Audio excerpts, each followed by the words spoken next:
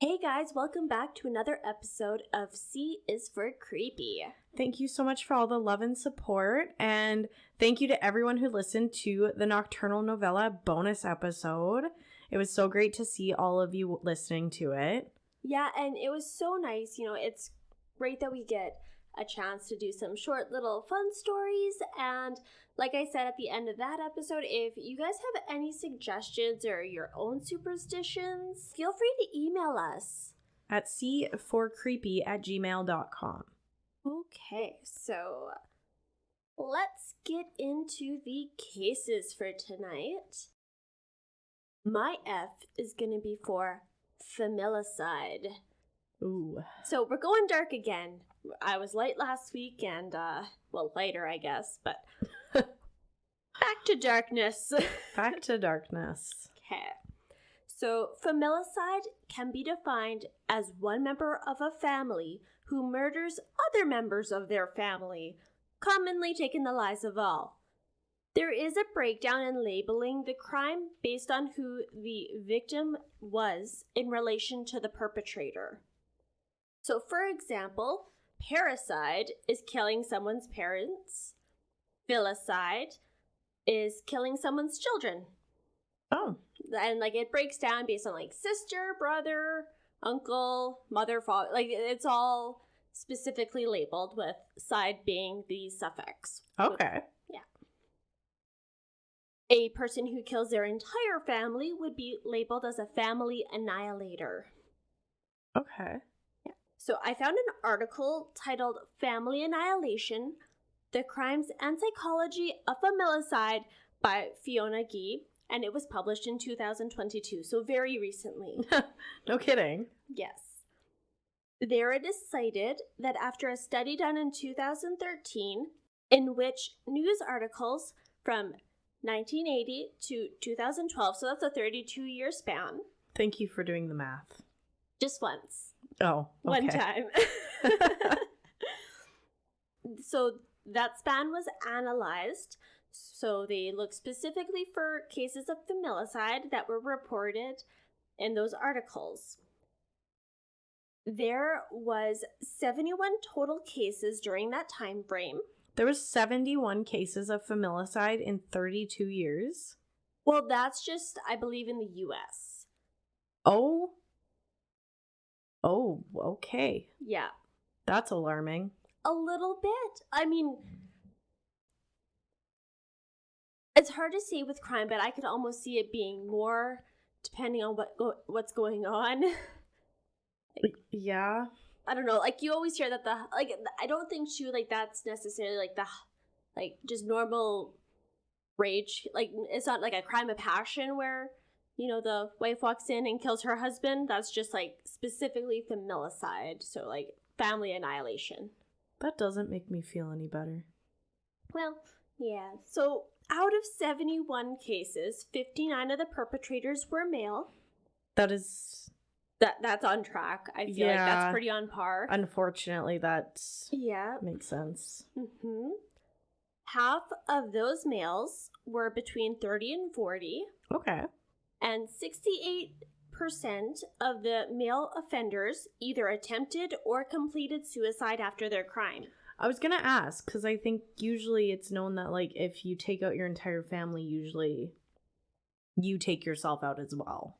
So, yeah, at least in this case, in, these specific case study scenarios, yeah. Yeah, so about 68% of the time. Okay. So even though these killers often kill many people at once or in quick succession, it is important not to just group them with serial killers or spree killers. Well, yeah, because yes, they killed multiple people, but it's not... They aren't going out looking for people to kill. Not necessarily, no. Their targets live under their roof, unfortunately. Yeah. The people, so mostly men, who kill their families are more niche in their crime, like I said. So the 32-year span, 71 cases, if you think of other forms of violence, that's a smaller percentage in comparison. So it is niche. It's not such a common crime, It's common enough, but it's not as. Yeah. So it's niche, and it's not too difficult, though, to build a profile. A family annihilator most times would be a middle-aged man who is a good provider, who would be considered by outsiders to be the perfect husband and father. So, of course, this profile isn't accurate every time, like taking into account when women are the killers, which it does happen. Yep. And that to say, though, it is a good start for investigators to look at. Though I may be very wrong here, but I feel like when women annihilate their entire families, there's a lot of mental health going on there. There is too with males. Like, there's 4 main reasons. Actually, that's a great segue. So, listed in the article, the 4 most common reasons for familicide is, so there's either a breakdown in the family relationship, so the wife leaves the husband, or yes, the relationship is done, they're breaking up. So that will cause. There's financial stress is another big cause. Yep. Culture honor killings, which is very unfortunate, but do happen. Okay. Like, do you need an example? Nope. Okay. I'm just trying to wrap my head around that one. Okay. Yeah, fair enough. That one. Like, I understand it from a logical perspective, but from, my own heart and feelings. Yeah, fair enough. But the last cause would be mental illness. Okay. So there are often 4 distinct types of killers, including self-righteous killers, who blame others for their actions. So, for example, they're killing their children because their ex-wife is taking them away. 4. Disappointed killers, who feel as though they have been let down by their family.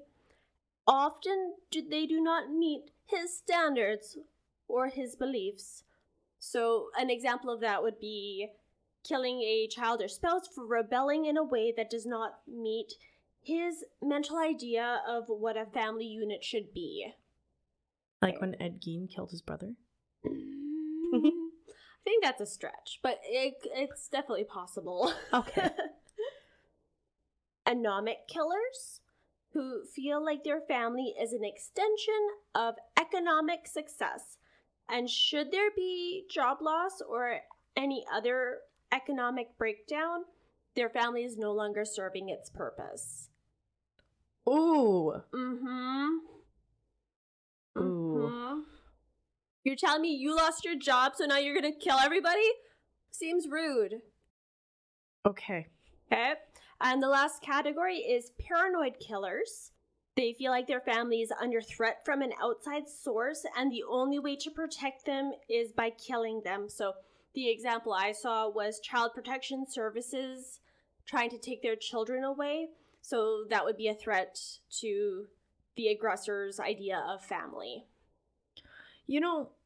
I don't understand. I'm never going to understand it. Let's be honest here. But if I was angry that somebody was going to take my kid away, I probably wouldn't kill my kid. I mean, I feel like that's not points for... I feel like social services was right to intervene if that was the case. Probably. Yeah. But like I said, so those were the 4 categories. Those were my facts about familicide. But now let's get to the case. So I'm going to be covering an Australian case. Ooh. From down under. It's one that I didn't know about. It's the story of the Sharpe family. I don't know if you've ever heard of that one. I have not. Ooh.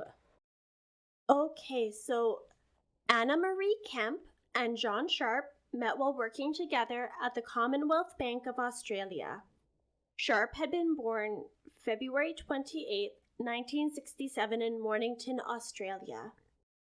Anna was born in New Zealand, and much of her family still lived there. She was 4 years older than John. Okay. The couple got married in October 1994, and they moved around Mornington. In August 2002, Anna gave birth to their daughter Gracie. Oh, that's a cute name. It is. Unfortunately, Gracie was born with hip dysplasia. So it's a painful condition where the hip joint is not fully formed, so it's very easy to dislocate. Okay. As a result, Gracie often cried, and she was put into a corrective harness for the first 3 months of her life. So no. it was very stressful for the family. Yeah. Yeah. So even after the harness was removed, Gracie often had issues when it came to like sleeping and eating. Like she just was not comfortable, and it just caused a lot of turmoil. Yeah, that makes sense. Right? So Anna stayed at home with Gracie to take care of the infant, and she also had to take her to numerous doctor's appointments. Mm-hmm. So, it was helping Gracie's quality of life. Yeah, but Mom's life completely revolved around Gracie. 100%. Yeah. Okay. So reports do vary on the 10-year marriage. While some say that the family seemed happy and functional, some of Anna's family would disagree. Anna's brother claims she had told her mother that after the honeymoon, she had made a mistake in marrying Sharpe. Ooh, shots fired. Whew, right, after the honeymoon. But, Ooh, a little late. Yeah. Close friends said as well that the relationship was tumultuous, with a change in John after Anna announced she was pregnant with a second child. Okay. In January of 2003, John bought a spear gun from a fishing store. Who needs a spear gun? Well, fishermen do, but John wasn't an avid fisherman, and he had never shown interest in the sport. Yeah, if Jeff showed up with a spear gun, there'd be some issues. Lord have mercy. Oh, it gets dark. So, either way, so despite this fact, despite the fact that Sharpe had no interest in fishing, he practiced using this spear gun. Of course he did. Yeah, over and over, until he was comfortable with it. Cool. So that same year in November, Anna announced her second pregnancy. Okay. Anna had always wanted a second child, so Gracie wouldn't have to be alone growing up, and also so she would have someone when, the couple would get older and pass. She just did not want Gracie to have to grow up alone. Okay. Right? She wanted a family. Yeah. Sharpe felt differently, and although he didn't confront Anna directly, he felt as though Gracie was enough of a burden on him, and he did not want any more children. And so the resentment grew. It takes two, sir. Mm-hmm. Okay. Yeah. March 21st, 2004, the family attended a birthday party for a nephew. All accounts say that the family got along and that Sharpe was a doting husband. Of course he was. When they got home, Sharpe recalls the couple having an argument, but they went to bed around 9 or 10. Okay. As one does. The next day, Sharpe takes Gracie to daycare. He tells staff that Anna had left him. He calls Anna's mother as well, and he elaborated, saying that his wife had in fact left him for another man, and that Anna had been having an affair, and she would be picking Gracie up at the end of the week. After daycare, he and 15-month-old Gracie stopped by the sporting goods store together. Okay. For 3 months, Sharpe told anyone who asked about Anna and Gracie's whereabouts that she had left him for another man. Okay. Now, don't get me wrong, Jeff is a great dad, but are you saying that, if Jeff was telling you I left him and he left him alone with our kid, would you not have some questions, especially for, long periods of time? Girl, we got a podcast together. We've got a weekly date. There would be big problems if you just up and left. Oh, I know. But, you wouldn't poke some holes in that theory? No. Being there's no way she would just leave and not take her kid with her. Mm-hmm. No, John said that she did pick her up after a week. So, it's still... I know. It's flimsy at best. Okay. Yeah. I guess it would depend how, active of a parent role he took. Mm-hmm. But very seldomly, especially with a kid with, like, health problems, I don't see a mom just taking off with a new man for a week. No. I'm sorry. No, that's... Well, emails allegedly from Anna went to her mother, telling her all about this new life she had started. Emails, but still, it wasn't like Anna not to call. Okay, but still, I'm not emailing you. I know. Oh, man. I know. Her family in New Zealand grew suspicious of John Sharpe and asked for police involvement in Anna's disappearance. This was before 3 months. Like, this was... People were starting to poke holes in his story? Yeah, so, like, that whole 3-month period of, like, was pretty much the family being like, why wouldn't Anna call me? We call each other all the time. And John be like, oh, who knows? She's off living her best life. Pretty much. Again, you would not be so nonchalant if your wife and 2 children took off with another man. Okay. Let police know that Anna had moved to Chelsea with their daughter, I should say, but didn't know any further information. And on Anna's mother's birthday, she received flowers paid for with Anna's credit card. Okay, I'm sorry. He doesn't know the whereabouts of his kid? No. Cool. As a parent, I'm just enraged. Good. Like, I knew you would be. Okay. I knew you would be. But... Oh, man. No bueno. No. Continue on. Oh, it gets better. Okay, you say it gets better. But it really doesn't. It never does. I'm sorry. It boggles my mind, the audacity of some of these people that I talk about. Oh. Because in May of 2004, John Sharpe did a number of interviews for different national media outlets regarding the disappearance of his wife and child. Okay, wait. So for the last 3 months, he's been saying, oh, she's living in Chelsea with her new man. Oh, she's living in Chelsea, and now she's missing. So I don't think it's in my notes, but he had claimed to these outlets that she had last spoken to him the week before, but had since gone missing. I really hope there's phone records to show that, but okay. Police found the man on screen completely different than when they had interviewed him. He had been very matter-of-fact and, like, very, like, logical speaking when talking to police. But now with the TV crews in front of him, he was emotional, begging for anyone with information to come forward. His quote, "Anna, our marriage may be over, but I still love you, and you are the mother of our beautiful child, Gracie, whom we both adore more than anyone else." End quote. Okay. Anna's family, as well as the police, their suspicions grew. No shit. After another interview with the police that Sharpe had on June 10th, the cops decided to tail him this time.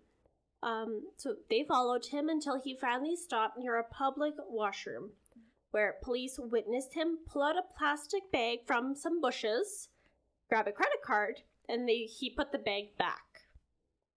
After he left the scene, police investigated the bag and found Anna's cell phone and credit cards, and they also found her ID. What? Why wouldn't he just leave that at his house? Like, hidden somewhere?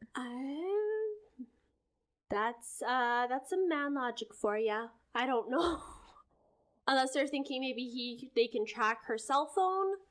Maybe. But, like, I don't think in 2004, like, that was very common. Turn it off. Right? In 2004, you could have taken the battery out of that sucker and called it a day. Oh my god, remember those days? It was just easy to take the battery out. Or you drop your phone and your whole phone splits into 7 pieces. But yeah. Yeah. That is some dumbass logic. Mm-hmm. Okay. So, June 22nd, police arrest Sharpe, now that there is reasonable evidence that he wasn't telling the whole truth. During their first interview, he stuck to the original story she had left him, and he didn't know where, but during the second story, the truth comes out. The whole truth? And nothing but the truth. Okay. After Anna had gone to bed the night of March 21st, 2004, Sharpe had gone to the garage to retrieve the spear gun he had bought. He loaded it and aimed it at his sleeping wife. And he fired it, shooting the spear through her temple, but that didn't kill her. I wouldn't think so. So he fired again, and with the second shot, she passed. Well, yikes. He left her body in bed until the next night, where he then buried her in a backyard in a shallow grave. In a backyard? His backyard. Oh. Their backyard, I should specify. That's strike number 2. Well, I'll get to it. He had tried to pull the spears out of her head, but they were, so stuck in there that all he could do was, he was able to unscrew the spear from the spearhead, so he unscrewed the spears. Well, I'm assuming it's like an arrow. Yeah, similarly shaped. Well, those are kind of a one-way thing. Right? Okay. Strike 3. Okay. So he left the spear's heads embedded. Mm-hmm. Well, he realized now that his daughter would also have to disappear for his actions to stay secret. She's 15 months old. Why would she have to die? I guess because, let's be honest here, Mom wasn't gonna just up and leave her kid. There would be too many holes in her. And he's already feeling burdened with someone watching his child who is having difficulties. She has this, I guess, disability, and she's probably going to have it for the rest of her life. Mm-hmm. And he can't handle that with somebody else taking primary care of her. How is he gonna do it? Yeah.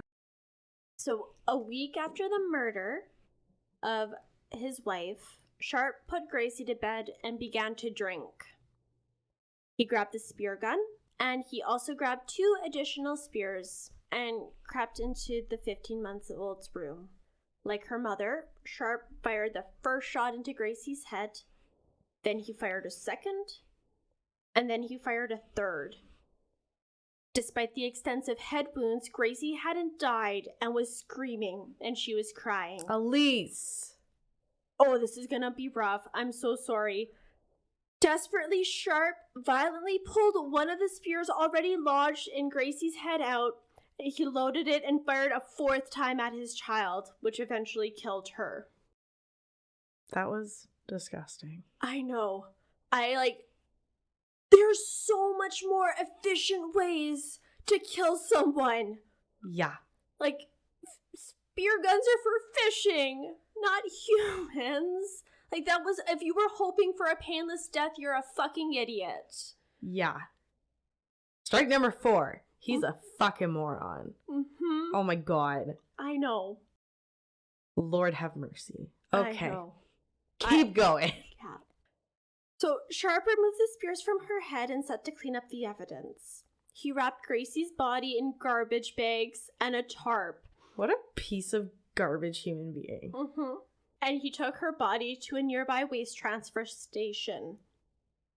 He also disposed of the spear gun, the spears, and some of Gracie's toys and clothes at the same time. He threw her away like trash. He's a vile human being. Mm-hmm. I wholeheartedly hope that he is no longer on this plane of existence. Mm-hmm. Well, 3 days after killing his child, Smith visited the hardware store and picked up duct tape, a couple of tarps, and an electric chainsaw. So you remember the shallow grave, right? Mm-hmm. So he went home and dug up Anna's body. He proceeded to dismember his wife, cutting her into 3 pieces. Solid. Mm-hmm. Okay, wait. He threw his child out at the waste station. Did nobody find the body? Or are we gonna get to that? Well, we'll kind of get to it. I don't know. I don't think that they actually inspect their waste. So I think like garbage is just all tossed together. But anyways, just to continue on. So he had dismembered her. He wrapped up her remains in a tarp, sealed them with duct tape, and loaded them into the back of his car. He took her remains to the same waste transfer station as his daughter and disposed of her and the chainsaw there. So 3 months have passed. Now that police knew the whole story, they began the search for mother and daughter. It was a huge task, as the transfer station had moved their waste to a large landfill. In late July, the search is underway. Despite the rain and the chill, many police officers volunteer their time to look through the garbage in order to find Anna and Gracie's remains. What troopers? Right?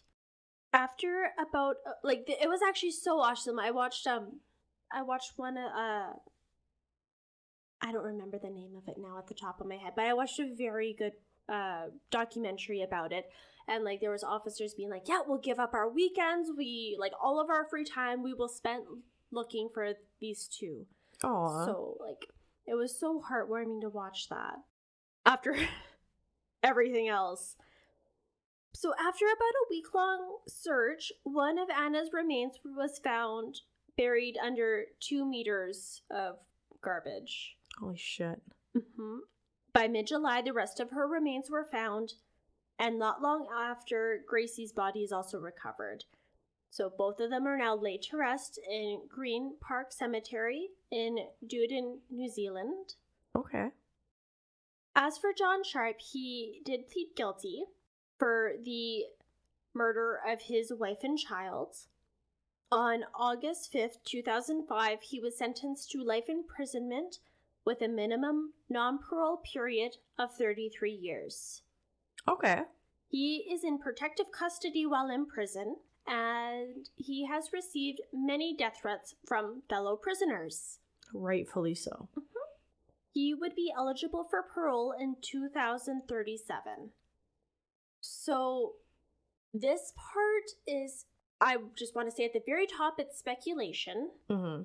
So it's speculation on the part of the family, and some other news people think this. But they believe that Sharpe was molesting Gracie, and Anna found out about it, which caused Sharpe to kill them in order to cover it up. Honestly, as horrible as that would be, I could see it. Because, the stress of raising a child with extra needs is hard. Don't get me wrong, but, not hard enough that you would want to kill your wife and child. So, he did, his family claims that Sharpe had a long history of sexual abuse, allegedly molesting young members in his circle of family and friends. And there's a quote from one of his past victims confronted Sharpe, and he told her, quote, "She was a slut and deserved it," end quote. There really is no substantial evidence in the case, with his family. And you know what? I totally get it. It is so much easier to have a motive be as simple. It's not simple, but it's a very clear-cut motive. Oh, you were found out molesting, so that's why he killed them. But I think that that's also just it's easier for people to wrap their heads around than a man just hitting that point and deciding that he no longer wants a family, he no longer wants this child, and that resentment has built up. Yeah. So, is it possible? Of course it is. But there's just not the evidence there for me to say it's fact. That makes sense. Yeah, but that is the story of Anna Kemp and John Sharpe. What a disgusting human being. Right? It's really, it's hard finding a familicide case. I was like, well, there's only 2. And that still happened. Yeah. Mm-hmm.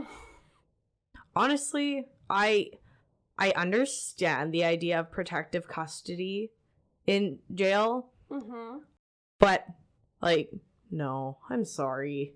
You killed your infant child with 4 spear bullets. Yep. No, you should reap what you sow. Mm-hmm. I'm sorry. That's just my own opinion. Tell me how you feel. Sorry. No, I don't know. And then threw her in a garbage bag. Right? To take to a landfill. No. Like, no, friend. No. Then had the audacity to be like, she left me for another man. yeah. And I don't know where they are now. Except maybe Chelsea. I don't fuck no. He made me rage while I was researching that. Totally fair. Yeah. He is human garbage. Yeah, he is. Okay, now on to less dark things. Okay. For my F, I am doing a forest. Ooh. We are going to do the Yosemite National Park. Oh, that's such a good idea. Yeah. I'm so excited. I didn't quite want to do the forest in Japan yet. Oh, the suicide forest. Yes. We're not there yet. No. So, we're going to do the Yosemite National Park. Okay, awesome. Yeah. So, it's a national park in California, USA. The park is managed by the National Park Services and covers 759,620 acres, or 1187 square miles. Wow, that's a very large space. It's huge. It sits on 4 counties, centered in Tuolumne, Mariposa, and extending north and east to Mono and south to Madera County. Okay. Sorry. Designated a World Heritage Site in 1984, Yosemite is recognized for its granite cliffs, waterfalls, giant sequoia groves, mountains, and biological diversity. Almost 95% of the park is designated wilderness. Nice. Of California's 7,000 plant species, approximately 50% occur in the Sierra Nevada area. Okay. And more than 20% are within Yosemite. The park contains suitable habitat for more than 160 rare plants. Yosemite was central to the development of the national parks idea. Many people lobbied to protect Yosemite Valley from development, ultimately leading to President Abraham Lincoln signing the Yosemite Grant in 1846. Okay, cool.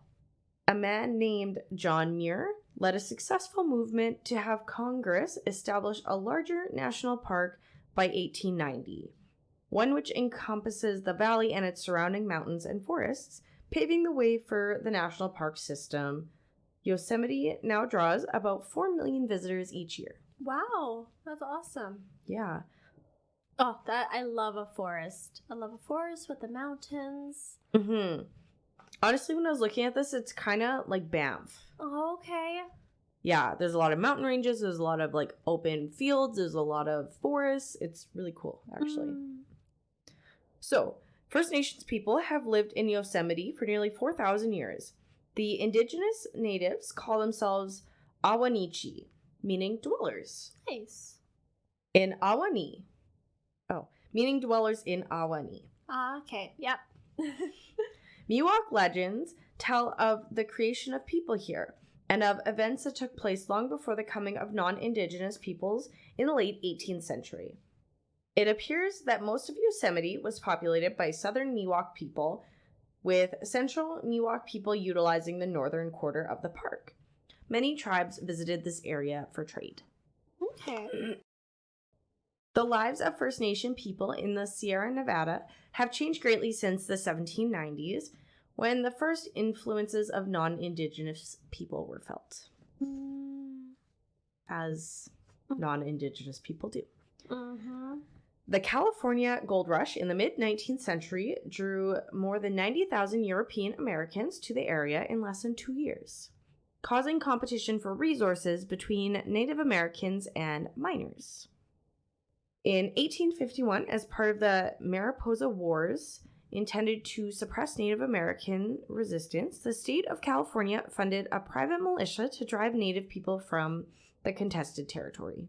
One account of these wars was a battalion captured Chief Tenea, founder of the Awanee colony, and the Awanichi peoples, and burned their village. Oh, no. The Awanichi people were marched to a reservation near Fresno, California. The chief and some others were allowed to return to Yosemite Valley after. In the spring of 1852, they attacked a group of 8 gold miners and then moved east to flee the law enforcement. Near Mono Lake, they took refuge with a nearby Mono tribe. They stole their horses and moved away, but the Mono tribe tracked them down and killed many of the Awanichi people. Oh. Like, times are tough. I mean, like, I get that, but, oh. Yeah. There, unfortunately, was a lot of, like, bloodshed between non-Indigenous and Indigenous people here. No, I like, it makes sense with the history, but it's still, like, really difficult to hear about. Yeah. Mm-hmm. I want to say it gets better. Oh. But it doesn't. Are you pulling on me? I'm pulling at you. The Mono people took the survivors as captive back to Mono Lake and absorbed them into the Mono Lake tribe. In the late 19th century, the population of Native American inhabitants of Yosemite National Park was difficult to determine. Estimated ranges from smaller numbers such as 30 to 700, the Awanichi people and their descendants were difficult to identify. After these wars, several Native Americans continued to live within the boundaries of Yosemite. A few indigenous tribes supported the growing tourism industry by working as laborers or maids. Later, the First Nations people became part of the tourism industry itself by selling baskets and performing the tours in 1969. The National Park Service evicted the remaining First Nations people from the residence and destroyed their village as part of a firefighting exercise. Oh, fuck that! That's bullshit! Yeah. Wow. After 1969. Wow. Yeah. That's disgusting. I even put a frowny face. That's a well-placed frowny face. I would also put like an angry scowly face. Yeah. Yeah. I'm sorry, my keyboard doesn't do those. You gotta learn how to do like the This old is school ones. The T9 frowny face. Yeah. A reconstructed, quote-unquote, Indian village of Awanee has been erected behind the Yosemite Museum, located next to the Yosemite Valley Visitor Center. So, Yosemite was in the opening scene of Star Trek V, The Final Frontier. Nice. In films such as The Last of the Mohicans and Maverick.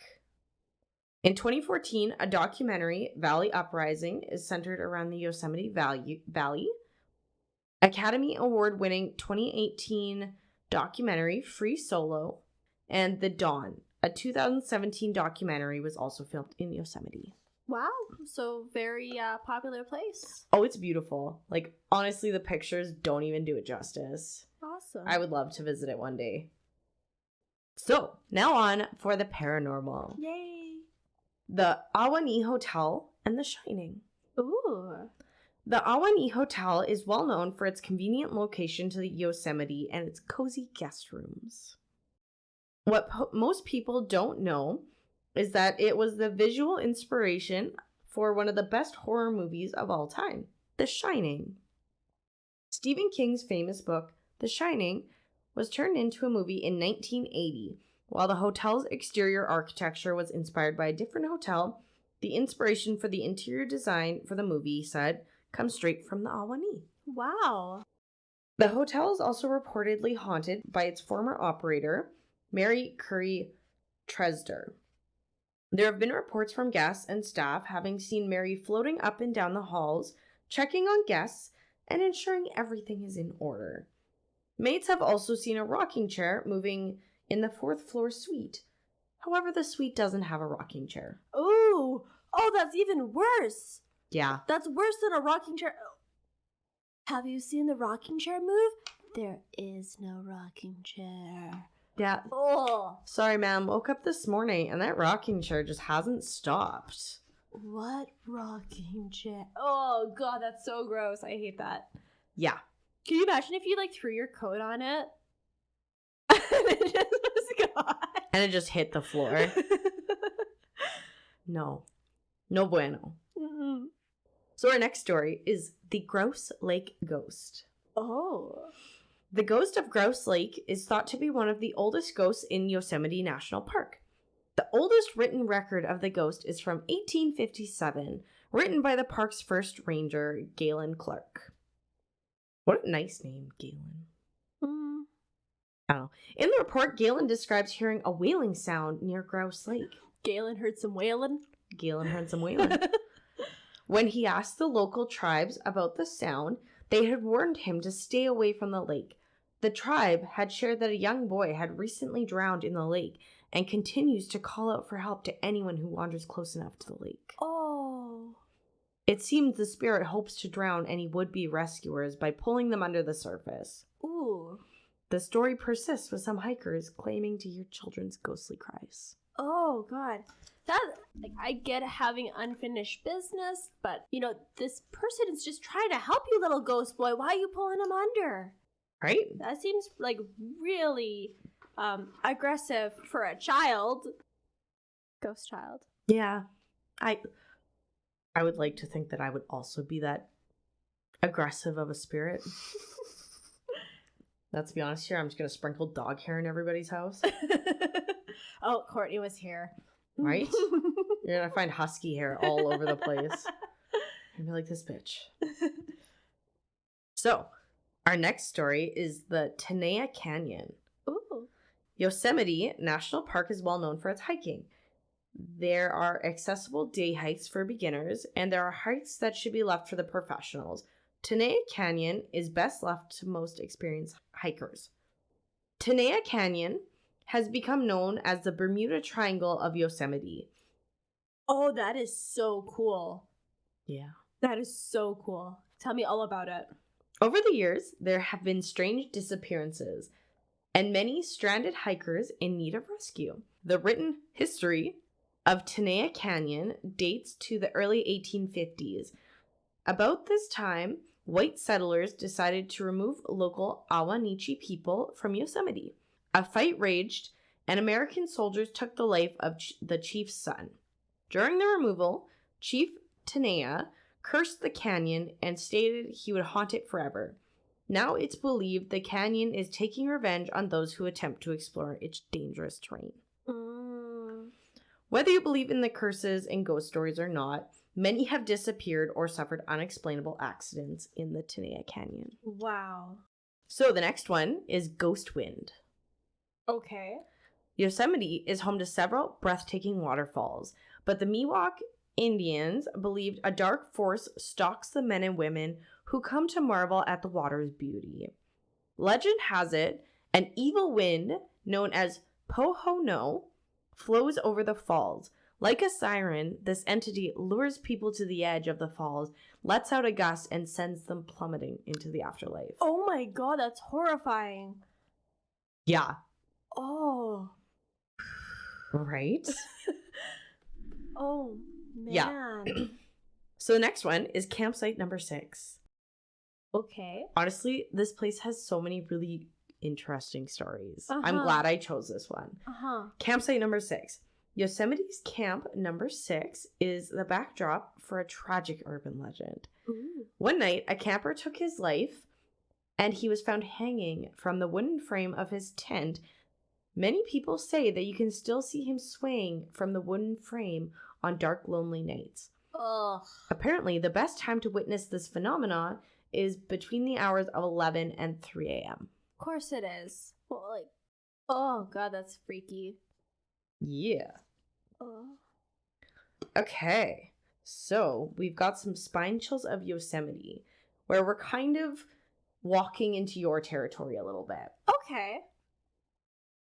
So, in February of 1999, 43-year-old Carol Sund, her 15-year-old daughter Julie, and Julie's 16-year-old friend Sylvina Peloso checked into the Cedar Lodge, and never checked out.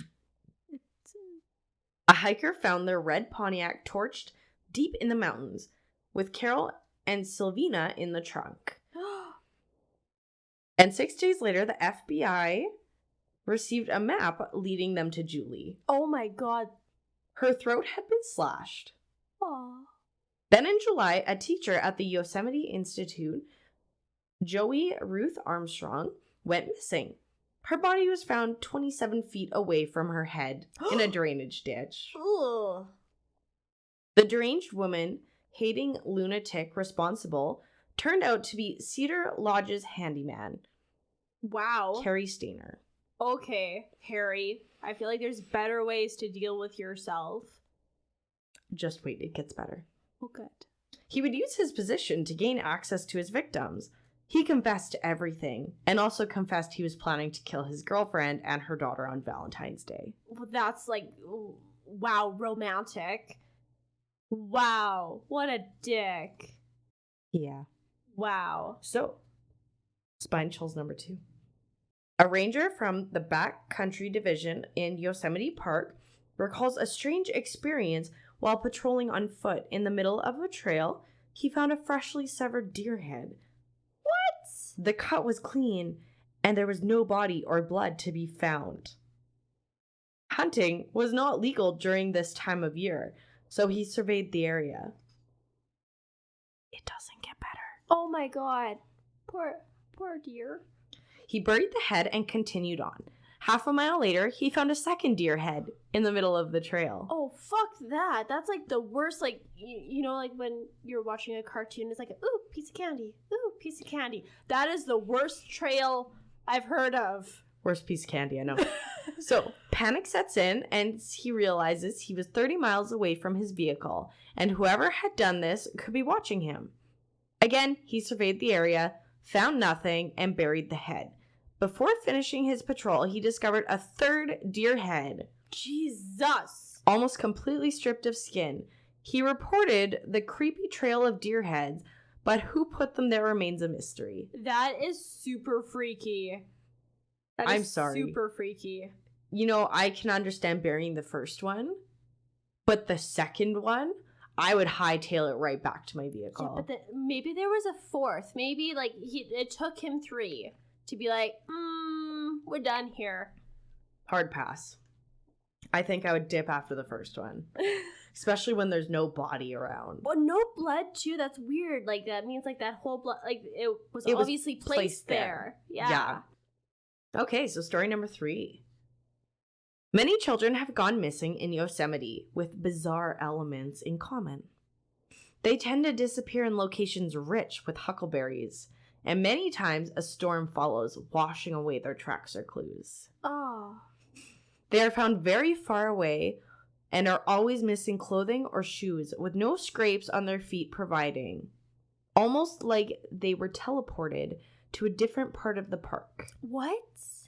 Local lore tells of a few beasts that could be responsible, like the cannibalistic Wendigo, or the mountain devils called Seahatics, who possesses hypnotic abilities and extraordinary strengths. Sorry if I pronounced that wrong. I feel like Wendigos would probably have eaten the children, though, if they're cannibalistic. Mm-hmm. So I'm leaning more towards the, Devils? yes. Yeah. I don't know who, I definitely don't want to run into a Wendigo. There was also Wendigo? another story about, like, some alien creature. I don't have it in my notes because I couldn't find enough on it. Fair enough. But there was notes of some gray creatures stalking the area. Oh. So, in my alleged sayings, yeah. It could also be them. Ooh. See, like, when you said, like, kids, like, ending up, I was thinking of, like, cave systems or something like that. But it would still show on their bare feet. I suppose, yeah. That's true. Like, look at your bare feet at the end of the day in summer. Fair. Right? Yeah. So, our 4th story. Okay. 4th and final. Okay. A California conservation worker was camping in the Tuolumne Meadows of Yosemite. One night, when he heard heavy footsteps heading straight for his tent, he went out to investigate and was faced with what he could only describe as the legendary Bigfoot. Oh my god! Once his brain processed what the roughly 600-pound beast covered in black fur standing on 2 legs was, he screamed. To his surprise, the creature screamed back and retreated.